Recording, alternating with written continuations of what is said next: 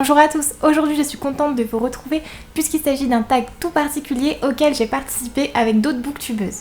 Effectivement, il y a quelques jours, Lee Mun-jun a posté sur Instagram une photo où elle parlait de son rapport au livre et on a été quelques booktubeuses à réagir et du coup on s'est dit pourquoi pas faire un tag en vidéo sur notre rapport au livre. Ce tag a donc été créé par Lee Mun-jun, Bibi Ozoé, Natou Lecture, Fanny et moi-même et si vous voulez le reprendre, allez-y et envoyez-nous vos liens. Nous avons chacune écrit 2 ou 3 questions pour ce tag et c'est vrai que même si on a la même passion, on n'a pas forcément le même rapport au livre chacune, donc j'ai hâte de voir les réponses des autres. Ce tag comporte donc 15 questions, c'est parti si vous êtes prêts. La première question est, en privé ou en public, as-tu l'habitude de sentir tes livres ?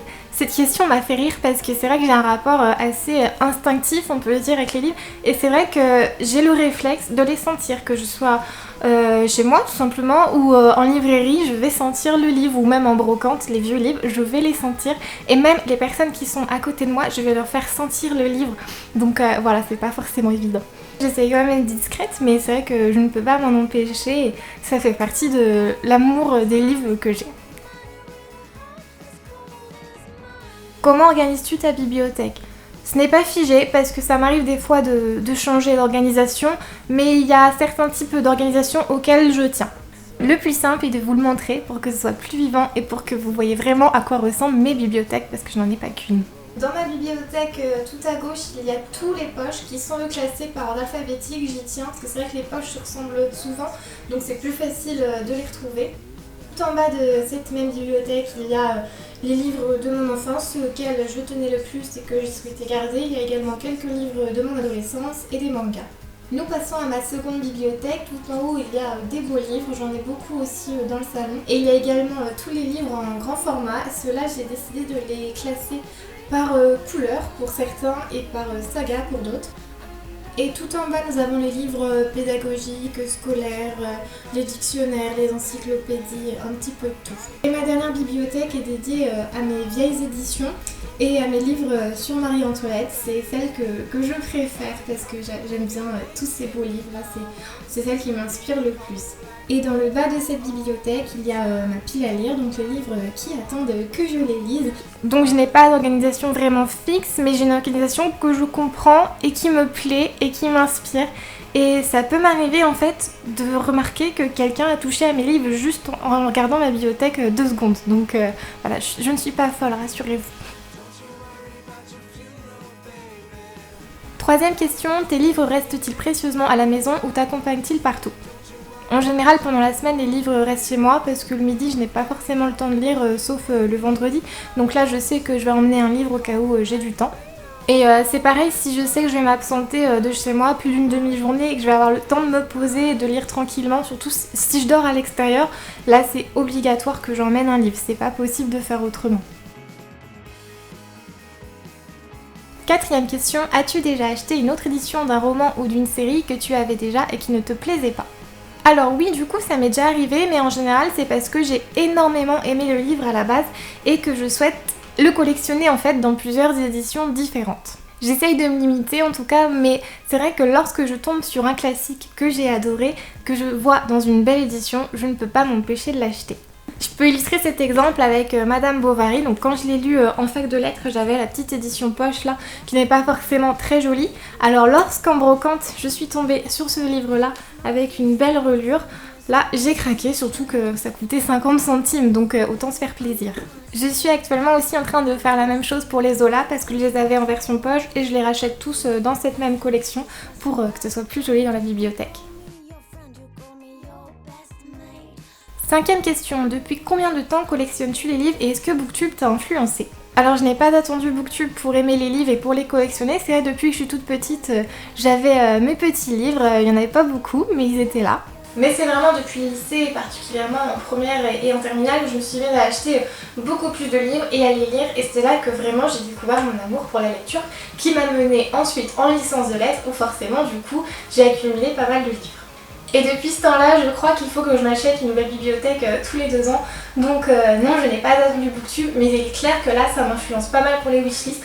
Parce que quand je regarde les vidéos des copines, ma wishlist augmente à vue d'œil. 6e question, tu as acheté un livre il y a un bon moment, il attend sagement que tu le lises mais il ne t'attire plus. Qu'est-ce que tu fais? Tu t'en débarrasses ou tu le gardes au cas où? Alors moi je le garde au cas où parce que de toute façon s'il est là c'est que j'ai souhaité le lire à un moment donné, donc peut-être que l'envie va revenir. Et puis je déteste me débarrasser des livres donc je le garde et il n'a pas le droit de rejoindre ses copains au rayon des livres lus tant que je ne l'ai pas lu, donc ça me fait une motivation pour le lire. Et c'est donc pour cette raison que je ne souhaite pas avoir une pile à lire assez énorme parce que j'aime bien pouvoir lire les livres au fur et à mesure, ne pas me mettre de pression et que ensuite le plaisir de mettre ce livre dans les rayons de ma bibliothèque, j'adore ça. Et en règle générale, je crois qu'un livre ne patiente pas plus d'1 an dans ma pile à lire, ce qui est déjà quand même assez énorme un an. 7e question, plutôt donner, revendre ou entasser les livres déjà lus? Vous l'aurez très certainement compris avec mes précédentes réponses, je garde tout, même les livres de mon enfance que j'ai pu conserver jusqu'à présent.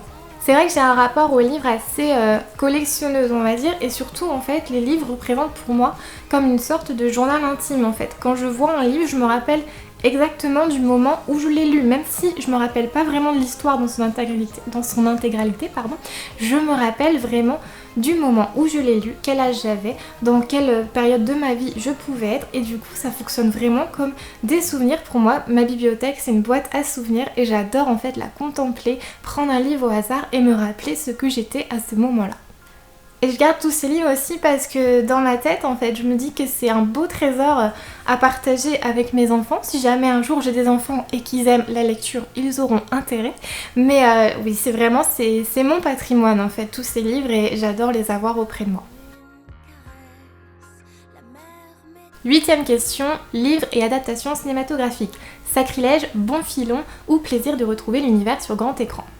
J'adore le cinéma, même si du coup j'ai plus forcément le temps d'y aller beaucoup, mais j'adore en fait découvrir l'univers d'un livre sur grand écran. Je trouve que ça prolonge le plaisir, c'est quelque chose que j'apprécie, et même quand c'est à l'inverse en fait, de découvrir le livre après avoir vu le film, comme j'ai pu faire par exemple avec l'Orange Mécanique, avec Virgin Suicides, ça a été vraiment deux expériences à la fois différentes mais qui se complètent et ça fait quelque chose que j'aime bien. 9e question, préfères-tu les livres d'occasion ou les livres neufs? À choisir, je pense en fait que je préfère les livres d'occasion parce que j'adore chercher les vieilles éditions. Je vais vous montrer quelques exemples et vous allez voir de quoi je parle. J'ai donc pris quelques livres au hasard dans ma bibliothèque dédiée aux vieilles éditions. Et là nous avons Les raisins de la colère de Stan Bake, nous avons Les bijoux indiscrets de Diderot, Lady Chatterley de Lawrence et L'île mystérieuse de Jules Verne. Ces livres ont plusieurs points communs, ce sont des vieilles éditions reliées comme j'aime et surtout ces livres ont coûté moins d'1 € l'unité. Beaucoup de personnes pensent à tort que les vieilles éditions comme ça c'est super cher. Effectivement il y a des livres qui sont très rares et donc qui coûtent une blinde, mais en général il est très facile de trouver ces livres là, que ce soit en brocante, en vide-grenier ou même d'occasion sur internet. Pour moi c'est un vrai plaisir pour les yeux et un plaisir pour le porte-monnaie parce que je peux m'acheter des vieilles éditions pour quasiment rien, donc tout le monde est content. J'achète aussi pas mal de livres d'occasion parce que je suis très attachée à la couverture et des fois les couvertures des livres poche me plaisent moins que la version au grand format et donc c'est pour ça que par exemple Outlander ou Les Disparus Mapleton je les ai achetés d'occasion. 10e question, est-ce que tu écris sur ton livre ou cornes les pages ou est-ce un sacrilège pour toi? Alors là, pour moi, c'est le gros sacrilège et c'est impossible, ça me fait mal au cœur en fait quand je vois un livre dans un sale état. Même si c'est juste des annotations, fluo, des petites pages cornées pour dire que la page était bien ou qu'il y a une citation, non je ne peux pas, ça me met hors de moi. Et quand je vois ça en fait il y a la documentaliste qui sommeille en moi, qui a envie de crier, de dire mais non faut pas faire ça. J'ai failli devenir documentaliste donc voilà, je pense que j'aurais été bonne de ce côté là. En fait, je déteste avoir la sensation d'abîmer le livre et je veux vraiment qu'il reste pur. Et même si ça part d'une démarche intellectuelle, prendre des notes, non, je ne peux pas. Cette question, c'est un petit peu un clin d'œil pour ma Lemon June parce que je sais qu'elle corne ses pages tout le temps alors que moi, non, je ne peux pas. 11e question, parles-tu à tes livres pendant tes lectures? Je ne parle jamais à voix haute lorsque je suis toute seule. C'est pour ça que c'est encore plus compliqué de parler à une caméra parce que j'ai l'impression d'être folle. Mais après c'est vrai que j'ai énormément de pensées et je pense que ça se voit du coup sur mon visage. J'ai un visage assez expressif quand je lis, je peux être comme ça ou comme ça, enfin voilà. Mais non, je ne parle pas quand je lis. Après c'est vrai que s'il y a quelqu'un qui est à côté de moi, même s'ils sont contre-fiches ce que je suis en train de lire parce qu'il est en train de faire autre chose, par exemple mon copain, coucou, et bah du coup je vais lui en parler et lui dire oh, t'as vu un tel il a fait ça, voilà. Et même si du coup il est pas du tout au courant de l'histoire, moi je suis contente de pouvoir partager ça avec lui. 12e question, peux-tu prêter un livre que tu n'as pas encore lu ou est-ce que cela te dérange? Alors non, ça me dérange pas. Après c'est vrai que je choisis bien les personnes à qui je prête mes livres. Il faut que vraiment que ce soit quelqu'un de ma famille ou des proches, je prête pas à n'importe qui parce que j'ai tout le temps peur de jamais récupérer le livre, donc je sais que quand c'est dans mon cercle proche, je vais forcément récupérer le livre à un moment, même si ça prend des mois, voire des années. Coucou Maïvan. Mais je l'ai déjà fait et du coup en fait je trouve que c'est intéressant ensuite d'avoir le retour de la personne sur ce livre que je n'ai pas encore lu et que je vais lire après et justement ça m'a plu en fait de prêter mes livres avant de les avoir lus. Après c'est sûr il ne faut pas que ce soit un livre dont j'ai hâte de lire parce que là non je veux vite le lire et après je le prête. Parmi les 5 sens, lequel définit le mieux ton rapport au livre? J'ai du mal à me décider du coup entre la vue et le toucher. J'ai parlé de mon amour pour les belles couvertures et c'est vrai que c'est quelque chose qui m'inspire et ça fait l'objet en lui-même du livre mais aussi du coup le toucher. J'adore en fait sentir le livre dans mes mains, les pages qui défilent, mais j'adore aussi l'odeur donc c'est compliqué mais c'est vraiment un tout et c'est aussi pour ça que j'ai beaucoup de mal à lire des livres sur liseuse parce que je ne retrouve pas tous ces sens qui font la beauté de l'objet du livre et voilà. 14e question, quelle est pour toi la plus belle bibliothèque du monde, qu'elle soit imaginaire ou réelle? Alors j'ai pas mal réfléchi et c'est vrai que dès que je vois des photos de la bibliothèque d'Oxford que je n'ai jamais vue en vrai, j'ai des frissons et je peux pas m'empêcher de faire waouh. Et c'est vrai que cette bibliothèque, mais elle a l'air tellement magnifique et je rêverais de pouvoir aller la visiter en vrai.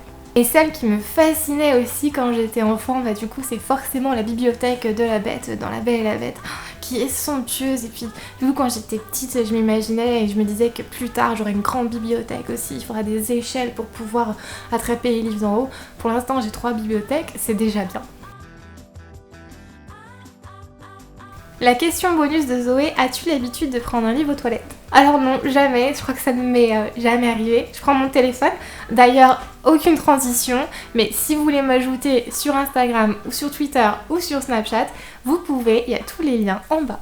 Voilà, les questions sont terminées, j'espère que ça vous aura plu autant qu'à moi. J'étais super ravie de participer à ce tag que j'ai pu créer avec les autres booktubeuses et je vous mets bien évidemment toutes leurs vidéos en barre d'infos et également pour celles qui l'ont déjà lancé leurs vidéos sur le tag. Du coup je vais vous faire participer aussi, donc n'hésitez pas à répondre à une question ou à toutes les questions si vous avez le temps par commentaire et à m'expliquer en fait vraiment quel est votre rapport au livre parce que je trouve que c'est super de voir, on est des millions de lecteurs mais on a chacune sa façon, sa propre façon de voir les livres donc ça c'est magique.